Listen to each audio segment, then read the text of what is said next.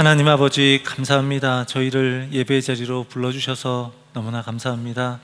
하나님의 자녀로서 아무 자격이 없지만 예수 그리스도의 십자가의 그 은혜로 저희를 자녀 삼아 주시고 이렇게 하나님을 예배할 수 있는 자리까지 불러주신 것 다 하나님의 크신 은혜임을 고백합니다. 하나님, 우리가 원래 어떠한 사람들이었는지를 우리가 분명히 깨닫게 하여 주옵소서. 우리로 인하여서 예수 그리스도께서 십자가에서 죽으실 수밖에 없었던 것을 분명히 깨닫고 우리가 그 은혜를 더 깊이 알며 하나님의 은혜 아래서 살아갈 수 있도록 역사해 주시옵소서. 오늘 함께 예배하며 말씀을 나누는 가운데 또 기도하는 가운데 하나님께서 임재하여 주시고 십자가의 은혜를 내려 주시옵소서. 우리 주 예수 그리스도의 이름으로 기도합니다. 아멘. 성경 말씀 보겠습니다. 로마서 1장 18절에서 32절까지 말씀입니다.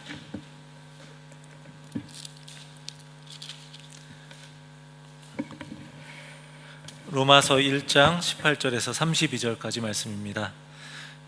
한 절씩 교독하겠습니다. 하나님의 진노가 불의로 진리를 막는 사람들의 모든 경건하지 않음과 불의에 대하여 하늘로부터 나타나나니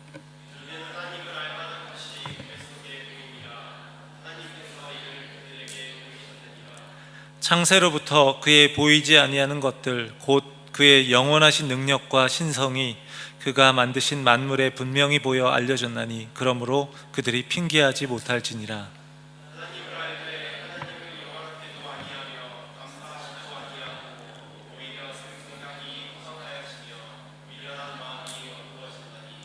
스스로 지혜 있다 하나 어리석게 되어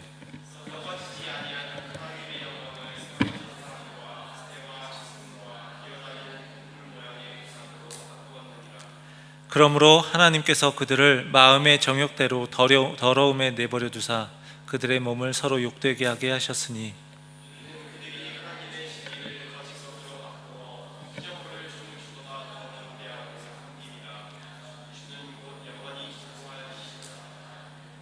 이 때문에 하나님께서 그들을 부끄러운 욕심에 내버려 두셨으니 곧 그들의 여자들도 순리대로 쓸 것을 바꾸어 영리로 쓰며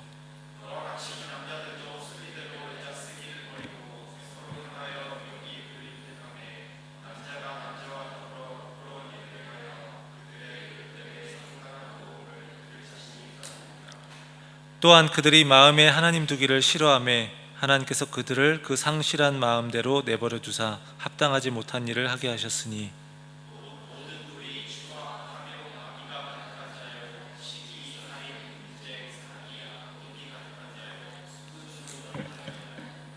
비방하는 자요, 하나님께서 미워하시는 자요, 능욕하는 자요, 교만한 자요, 자랑하는 자요, 악을 도모하는 자요, 부모를 거역하는 자요.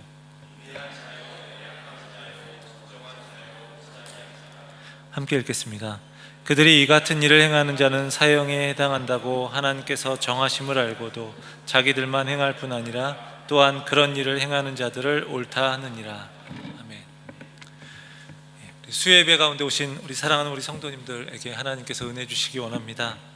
우리 기독교의 핵심이라고도 할 수 있는 우리가 너무너무 자주 듣는 이야기, 그래서 어쩌면 별 느낌이 없을 수도 있는 그런 이야기일 수도 있는데 십자가의 죽음, 예수님의 십자가의 죽음입니다. 이게 우리에게 어떻게 와닿으시는지 모르겠어요. 예수님이 이제 십자가에서 죽으셨다, 어쩌면은 다 아는 얘기인데 이렇게 말씀하시는 분들도 계실지 모르겠습니다. 그런데 그것은 예수 그리스도께서 우리를 대신해서 죽으신 대속적인 죽음이라는 거예요. 그러니까 마가복음 10장 45절에 보면 예수님이 자신의 이 땅에 오신 이유를 말씀하십니다. 인자가 온 것은 섬김을 받으려 함이 아니라 도리어 섬기려 하고, 그 다음에 나오죠. 자기 목숨을 많은 사람의 대속물로 주려 함이니라. 대속물은요, 노예를 속박에서 풀어주기 위해서 치르는 대가였습니다. 노예를 풀어주기 위해서 지불하는 돈을 속전이라고 했어요. 그런데 예수님이 우리를 위해서 대속해 주시기 위해, 우리를 대속해 주시기 위해 요구되는 대가, 그것은 바로 십자가의 죽음이었다는 거예요. 예수님이 우리를 대신해서 죽으시고 부활하셨다는 것, 이걸 우리는 복음이라고 합니다. 물론 이것은 아주 짧게 이야기한 거예요. 그 더 복음의 내용들은 더 많이 있는데 그 십자가 부활로 아주 그냥 요약을 해서 이야기한 겁니다. 로마서에서는 이 복음의 핵심을 아주 잘 이야기해 주는데, 이 로마서 그런 책인데 본문의 앞부분에서 이제 사도 바울이 로마 교회를 방문해서 그들에게 전할 그 복음에 대해서, 복음을 전할 의도에 대해서 말하고 복음에 대해서 간략하게 먼저 이야기합니다. 복음의 핵심에 대해서 이야기해 줘요. 로마서 1장 16절 17절을 먼저 보면요, 내가 복음을 부끄러워하지 아니하노니 이 복음은 모든 믿는 자에게 구원을 주시는 하나님의 능력이 됩니다. 먼저는 유대인에게요 그리고 헬라인에게로다. 복음에는 하나님의 의가 나타나서 믿음으로 믿음에 이르게 하나니 기록된 바 오직 의인은 믿음으로 말미암아 살리라 함과 같으니라. 이렇게 바울은 복음을 핵심적으로 이야기합니다. 이 복음은 모든 믿는 자에게 그 구원을 주시는 하나님의 능력이다. 하나님의 능력이라는 거예요. 복음은 우리를 죄와 사망에서 구원하시는 하나님의 능력이다라는 거예요. 왜 능력인가요? 하나님의 의가 나타났다라는 거예요. 불의하고 죄인이었던 우리를 의롭게 하시는 그 하나님의 의, 그게 나타났고요, 그 예수 그리스도를 통해서 나타난 거죠. 그리고 하나님은 그렇게 하실 의무가 없음에도 불구하고 죄인인 우리를 위해서 그 아들 예수를 보내심으로 우리를 하나님의 자녀로 삼아 주셨다는 거예요. 복음의 핵심을 간단하게 요약해 주고 나서 바울은 이제 그 복음에 대해서 이야기하는데, 먼저 그 복음이 필요한 인간의 그 현재 모습을 보여주는 그 이야기를 먼저 합니다. 그게 바로 오늘 본문에서부터 시작되는 내용입니다.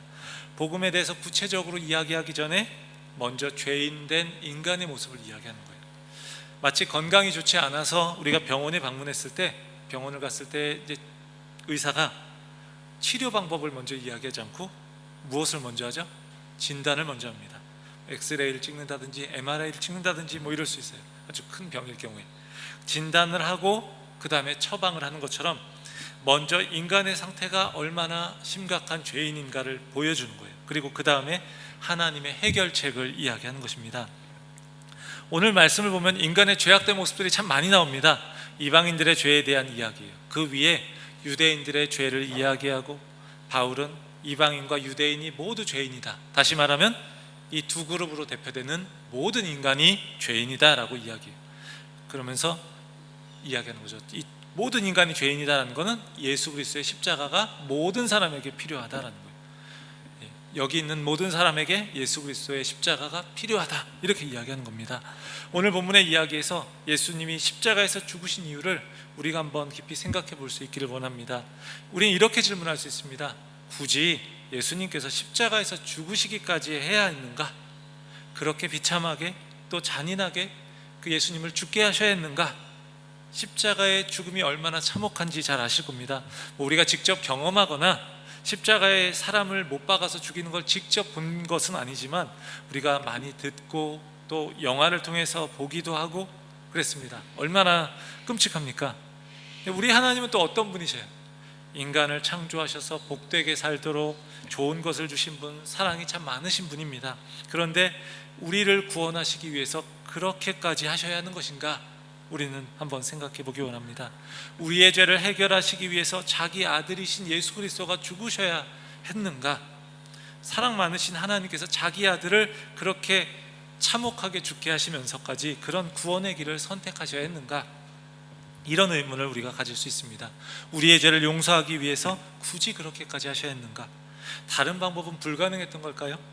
그냥 하나님 통 크게 한번 하나님 용서하신다고 한마디 하시고 악수 한번 하고 그렇게 끝냈으면 얼마나 좋을까?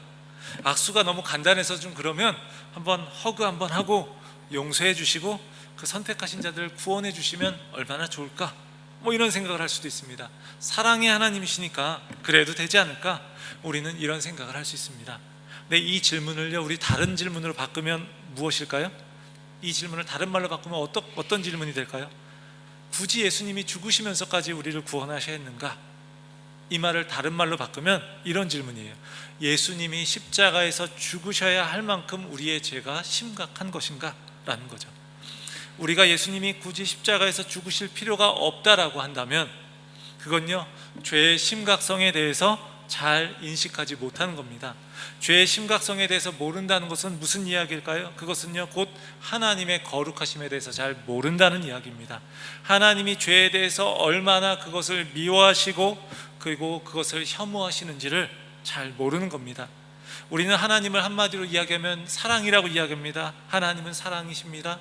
God is love 이렇게 이야기해요. 하나님은 사랑이십니다. 예, 맞습니다. 맞는 이야기인데요, 하나님의 그 사랑은요, 공의가 함께 가는 사랑이라는 거예요. 하나님은 죄에 대해서 절대로 그것을 참고 그냥 두고 보실 수 없을 만큼 그런 공의로운 분이라는 겁니다.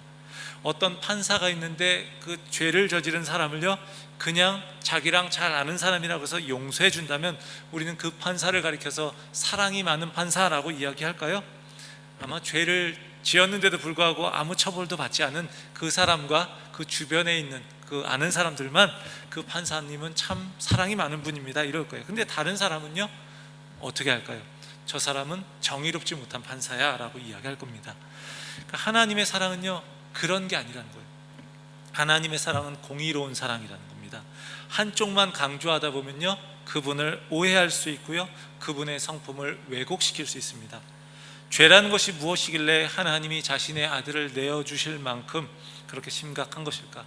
우리는 보통 윤리적인 차원에서 죄를 이해하기 쉽습니다. 누군가의 것을 빼앗았거나 누군가의 것을 훔치거나 누구를 때리거나 누구의 명예를 훼손하거나 피해를 입히거나 하면 이걸 죄로 여깁니다.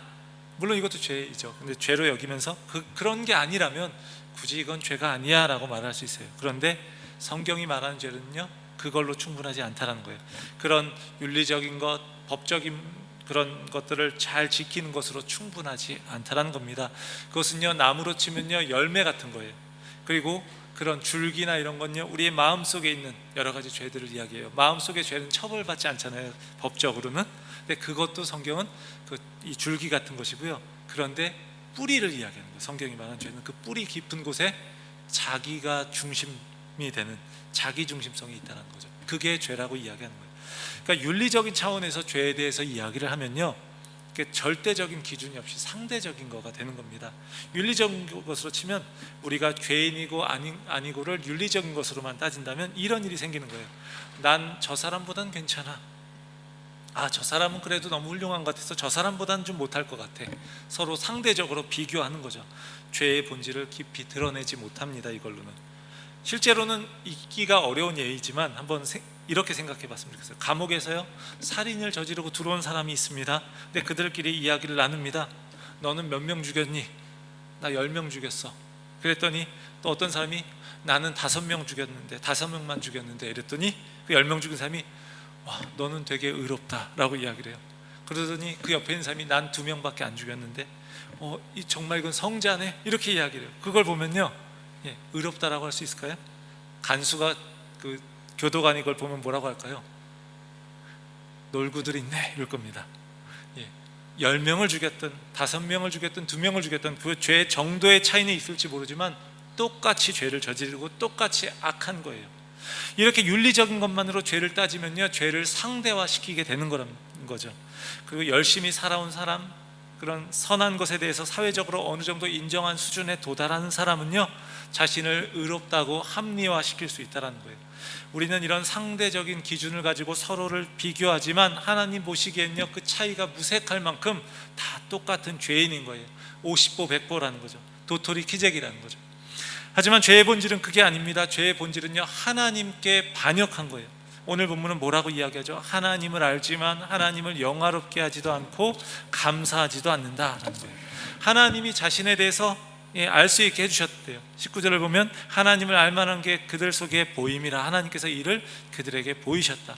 창세로부터 그의 보이지 않은 것들, 그 하나님의 영원하신 능력과 신성이 그가 만드신 만물에 분명히 보여 알려졌나니 그러므로 그들이 핑계하지 못할지니라.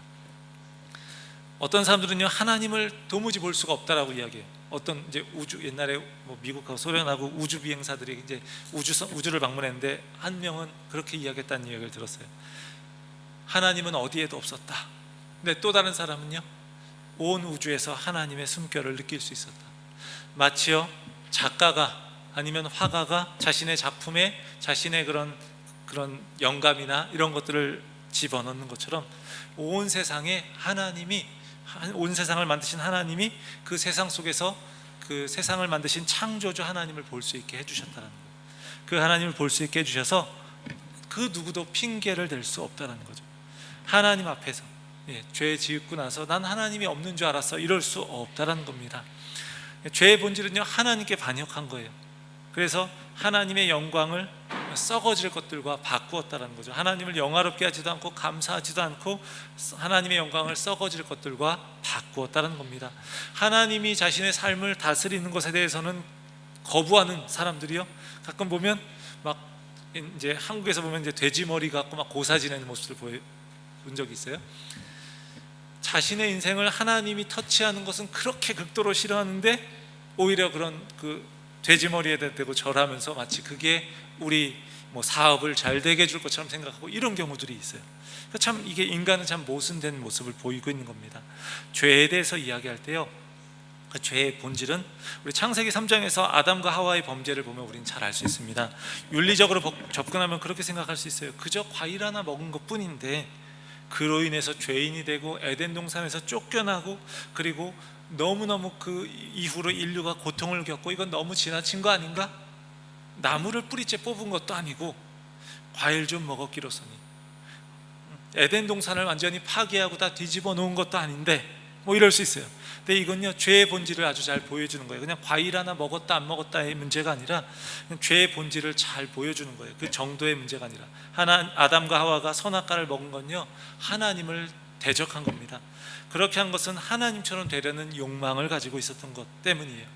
다른 모든 것을 먹지 말라고 하나님이 그렇게 말씀하시지 않았습니다. 오직 선악과만 먹지 말아라. 다른 모든 건 너의 마음대로 할 수 있어, 내가 다 다스릴 수 있어. 그런데 이것만은 먹지 말아라. 즉 무슨 이야기죠? 하나님이 왕이시라는 것, 하나님이 창조주라는 것, 하나님이 주인이라는 것, 이것은 잊지 말라는 거예요. 근데 어떤 사람에게 친구가 외국 가면서 이제 집을 빌려줬어요. 그래서 여기서 1년 동안 살아, 이렇게 이야기했어요. 그리고 여기 있는 것 마음대로 쓰고 먹을 것도 마음대로 먹어도 좋아, 집에 있는 모든 것 너 마음대로 다 이용해도 좋아, 심지어 카드까지 주면서 생활할 때 필요한 것 네가 이 카드로 사면 돼. 그런데 첫 번째 서랍에 서류가 있는데 그것만은 손대지 않았으면 좋겠어. 그 외에 마음대로 해도 돼. 근데 만약에 그 서류에 손을 대면 어떻게 되는 건가요? 단지 그냥 서류 하나에 손대는 건가요? 모든 것을 다 이용하고 누리도록 그것을 베풀어준 친구의 호의를 배신하는 겁니다. 아담은요, 창조의 영광을 가장 많이 체험한 사람이에요. 그런 그가 선악과를 먹었다는 건요, 자신의 전 존재로 하나님을 대적하기로 마음 먹은 거예요. 그리고 그렇게 설명할 수밖에 없는 거예요. 뱀이 유혹하면서 말했죠. 하나님이 이것을 먹지 못하게 한 것은 선악을 알게 되면 너희들이 하나님과 같이 되기 때문이야. 그래서 하나님이 그렇게 말한 거야. 모든 것을 주신 풍성한 공급자이신 하나님을요, 마치 억압하고 속박하는 분으로 그렇게 만들어버리는 거예요. 그 말을 받아들이는 아담과 하와는요, 하나님의 말씀을 거역하고 하나님의 말씀을 밀어내고, 그리고 그 말을 들은 아담과 하와는요, 창조주의자 주인이신 하나님을 거부하고 자신이 하나님과 같이 되려고 하는 겁니다.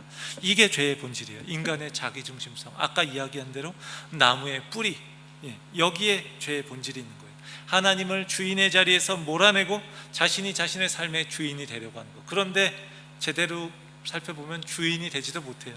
우상을 만들고 그 우상을 섬기고 하나님의 영광과 바꾸면서 그 우상에게 복종하는 일들을 하는 거죠.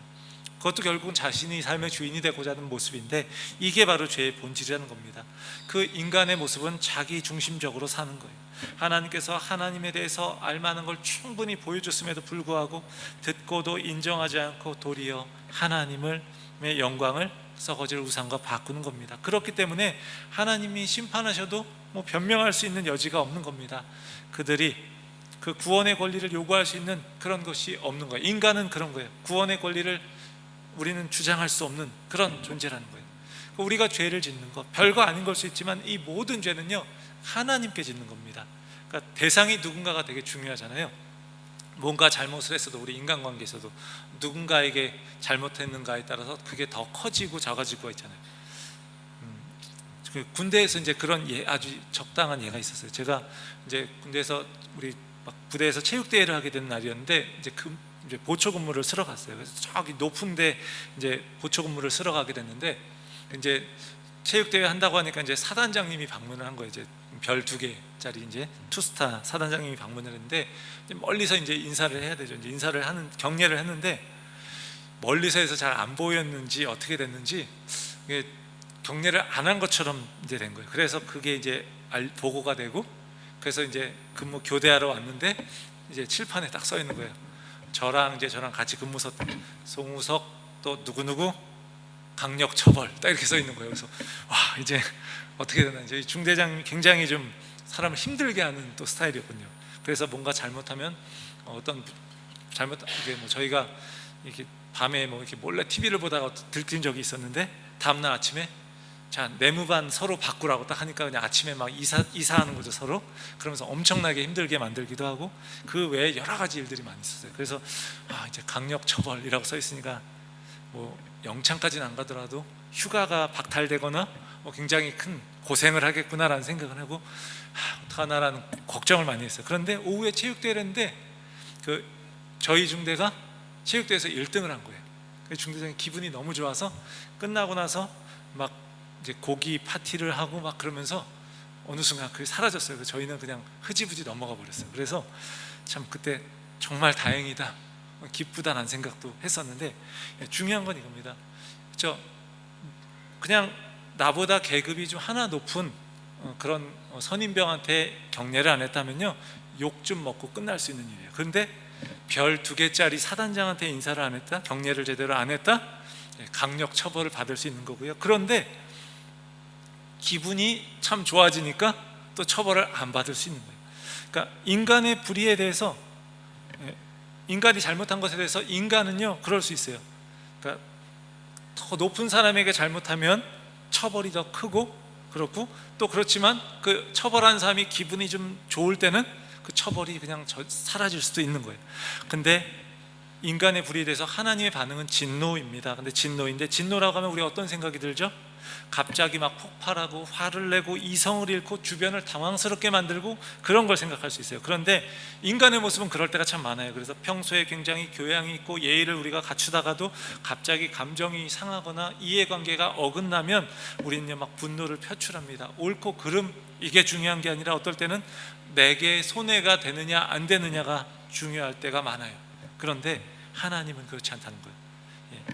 그 진노, 하나님의 진노라고 하는 것은요, 인간의 그런 진노, 분노처럼 사안에 따라서 기분의 사안이 똑같아도 기분의 상태에 따라서 달라지는 게 아닙니다. 변덕스러운 게 아니라는 거예요. 공의로우신 그분의 성품을 따라서 죄에 대해서 참을 수 없는 그런 미움을 갖고 계시고, 그래서 그 죄를 처리하셔야 되는 거예요. 그래서 죄에 대한 하나님의 분노는 한 번도 흐트러진 게 없는 거예요. 그 중대장이 기분이 좋으니까 그거 강력 처벌하겠다고 했던 그것이 사라지고 그런 게 아니라는 거예요. 하나님의 죄는요, 하나님이 죄를 대하시는 방법은요, 그래서 잘못했을 때 그것에 대해서 반드시 하나님은 그 죄에 대해서 분노가 한 번도 흐트러진 적 없고, 그래서 불의한 인간, 하나님의 영광을 우상에게 바꾸어 버린 인간을 향해서 그 불같은 진노를 쏟아부을 수밖에 없는 거예요. 모든 죄, 우리가 짓는 그 사소한 죄와 같은 죄라고 생각되는 것들도 하나님께 짓는 죄라고 생각하면 투스타에게 경례 안 한 것과는 비교도 할 수 없을 만큼 엄청나게 그건 처벌받을 수 있다는 거죠. 이렇게 인간을 거절하고 하나님을 거역한 인간, 그 인간은 처벌받아야 되는데 어떻게 되었을까요? 근데 하나님은요 그냥 그 처벌을 단지 갑자기 그냥 벼락을 내리시거나 그런 게 아니에요. 하나님은 자신을 싫어하고 악한 일을 계속 행하는 자들을 그냥 내어버려 두신다라고 이야기해요. 하나님의 형상으로 살아가는 게 아니라, 하나님의 자녀답게 살아가는 것이 아니라 그런 자기 욕망의 노예대로 살아가는 그런 모습 그대로 내버려 두신다는 거예요. 오늘 본문에서 반복되는 표현이 있습니다. 24절에 보면요, 더러움에 내버려 두사 라고 나오고요, 26절에도 또 나와요. 부끄러운 욕심에 내버려 두셨으니. 그리고 또 28절에서도 또 나오죠. 그 상실한 마음대로 내버려 두사. 하나님이 마음의 정욕대로 내버려 두시고, 그들이 우상을 숭배하고 서로 부끄러운 욕심대로 그렇게 살아간 대로 내버려 두시고, 성적인 타락 내버려 두시고요, 모든 악한 일을 하는 것 내버려 두신다는 거예요. 내버려 두시면 좋은 것 아닌가? 이렇게 생각할 수 있어요. 우리가 때로 우리가 악한 것이 하나님이 혼내지 않으면 내가 잘하고 있구나라고 생각할 수 있는 게 우리 모습이잖아요. 우리는요 살아가면서 악한 일을 하는 것을 하는 사람들을 보면서 그 사람들이 승승장구하는 걸 볼 때가 있습니다. 그러면 하나님이 과연 일하고 계신 건 맞는가? 라고, 하나님은 뭐하고 계신가? 이런 생각할 수가 있어요. 하나님을 대적하고 조롱하는데요 벼락이 치거나 하지 않는 거예요. 그러니까 아무런 문제도 없어 보여요. 우리 그렇게 보면 그렇잖아요. 저희 이제 그때 서울의 봄이라는 영화를 봤는데 이제 그 12.12 그 쿠데타 사건이잖아요. 근데 이제 보면요 굉장히 안타까운 거예요. 나라가 이제 반란을 일으키는 그 사람들을 지키기 위해서 애썼던 사람들은요 나중에 그 반란이 성공하고 나서 그 이후에 이제 굉장히 힘든 삶을 살았어요. 굉장히 그러면서 고통받고 살았죠. 그리고 그 반란을 일으켰던 사람들은요 뭐 중간에 이제 처벌받기는 했지만 다시 뭐 사면되고 이래가지고 그냥 살다가 오래오래 살다가 누릴 거 다 누리고 그렇게 죽었어요. 그런 걸 보면서 저희 아들이 물어봐요. 그 사람들이 더 잘 된 거 아니냐고 이렇게 물어봤어요. 그래서 제가 그게 전부가 아니라는 거를 이야기했죠. 하나님의 심판은 반드시 있다라는 거. 어쩌면 그냥 내버려 두신 건지도 모르겠어요. 하나님이 우리가 악한 일을 하고 우리가 잘못하고 있는데 우리가 하는 일들이 다 잘 되고 잘 된다? 그건요 축복이 아니라 재앙이고 심판일 수 있다는 거예요. 하나님의 방법은요 내버려 두시는 거예요. 그게 심판이라는 거예요. 겉으로 드러나기엔 잘 나가는 것처럼 보여도 그런 사람은요 인격이 파괴되는 거고요 그의 인생은 점점 허물어져 가고 마지막에 하나님의 심판대 앞에서 완전히 무너지는 거죠. 그렇게 살아가는 것 자체가 또 하나님의 심판이 지금 또 임하는 것이기도 합니다. 어떤 사람이 다른 사람에게 폭력을 행하면요 당하는 사람도 고통받지만요 폭력을 행하는 사람은 어떻게 됩니까? 그 사람도 심판받는 거예요. 하나님의 그 심판이 마지막에만 임하는 게 아니라 그 사람도요 현재 그 심판이 임하는데 그 인성이 망가지고 그 사람은 괴물이 되어가는 겁니다.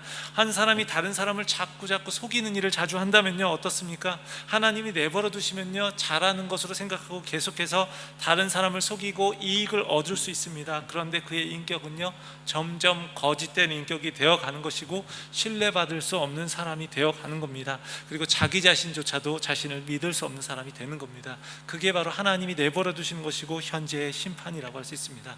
사랑하는 성도 여러분, 우리가 잘못할 때 하나님이 징계하시면요 그게 복입니다. 내가 잘못된 길을 가고 있는데 그걸 막으시면요 그래서 고생하더라도 그게 하나님의 사랑입니다. 죄악된 길로 가는 것이 너무 오래되고 죄악이 깊어졌는데 더 이상 하나님의 뜻도 알 수 없고 하나님의 음성도 들을 수 없는 상태에 있다면 그게 오히려 심판인 거예요.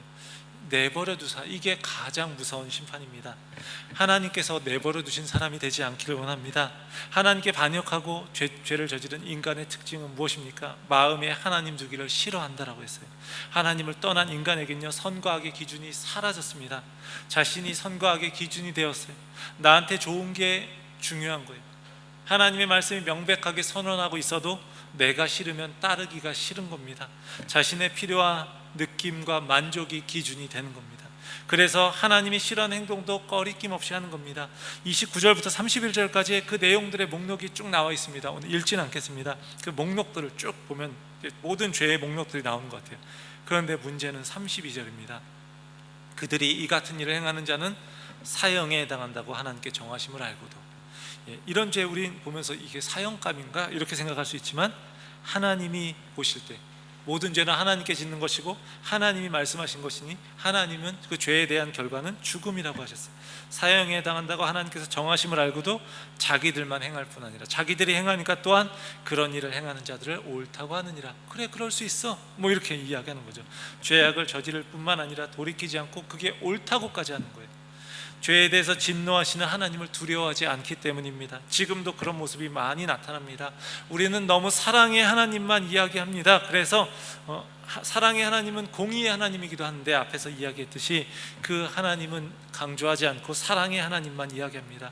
사랑과 공의는 함께 갈 수 없다고 생각하고요, 진노하시는 하나님은요 안 좋은 하나님, 뭔가 속 좁은 하나님, 천박한 하나님 이렇게 생각해요. 그런데 사랑만 하시는 하나님, 잘못해도 그냥 용서해 주시는 하나님, 그 하나님은요 성경이 말하는 하나님이 아니라는 거예요.